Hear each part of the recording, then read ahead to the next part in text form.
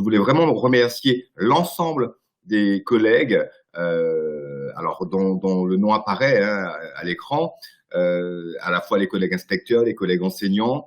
Vous avez été très clairs, votre enthousiasme, l'engagement que vous manifestez depuis très longtemps, la qualité de l'analyse que vous portez sur les outils que vous avez proposés et l'ouverture aux autres collègues pour qu'ils s'approprient l'ensemble de tous ces outils constituent vraiment des leviers précieux pour nous permettre d'aller un peu plus loin. Je voulais également remercier Madame Morand. Ça ne doit pas toujours être simple de piloter ces dispositifs de formation à distance. Nous espérons que les collègues qui ont participé à cet échange ont quelques idées et sont prêts à s'investir ou à contribuer à la production de ressources. Sur la suite, je laisse Christine bien évidemment intervenir, mais il me semble peut-être que le contexte actuel et les conséquences du confinement, du développement du télétravail et du travail à distance en général, avec un certain nombre de modifications substantielles dans l'organisation du travail dans les structures, publiques ou privées, pourrait peut-être nous conduire à aller un peu plus loin et à peut-être identifier des pratiques émergentes et à nous interroger pour savoir si elles ont vocation à être pérennisées ou pas. Ce serait peut-être un prolongement intéressant pour cette réflexion. Je laisserai Christine poursuivre peut-être.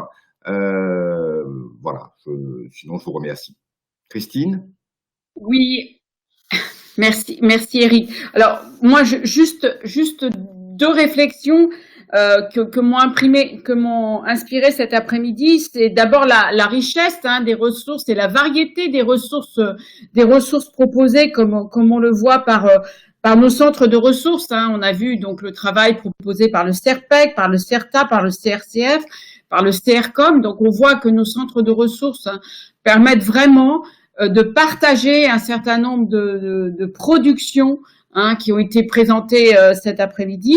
Et le deuxième point, c'est l'importance de la coopération et de la collaboration, à la fois à travers les scénarios pédagogiques que vous avez développés et qui montrent comment on met les élèves en collaboration, mais aussi comment on met les professeurs en collaboration au service de la réussite des élèves. Donc, merci à toutes et à toutes. On espère que l'année prochaine, on aura une troisième session de ce thème de la transformation numérique. Et on vous souhaite donc une bonne fin d'année à toutes et tous, une bonne fin d'année scolaire à toutes et tous.